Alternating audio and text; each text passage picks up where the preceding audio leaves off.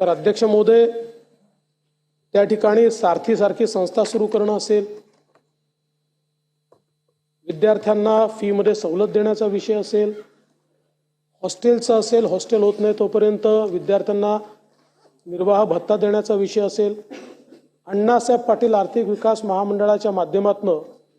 त्या ठिकाणी कर्ज देणं असेल, वेगवेगळ्या प्रकारच्या प्रशिक्षणाच्या योजना असतील, या सगळ्या योजना त्या काळामध्ये आपण सुरू केल्या आणि माननीय मुख्यमंत्री महोदय एकनाथराव शिंदेजींनी त्या अजून मजबूत केल्या, सुदृढ केल्या, त्याची व्याप्ती देखील वाढवली। त्यामुळे मराठा समाजाच्या संदर्भात मला कोणाच्या सर्टिफिकेटची आवश्यकता नाहीये। मी जे काही केलंय ते मराठा समाजाला माहिती आणि म्हणूनच जे काही मनोज जरांगे पाटील माझ्या विरुद्ध बोलले त्यानंतर मराठा समाज माझ्या पाठीशी उभा राहिला, त्यांच्या पाठीशी नाही उभा राहिला।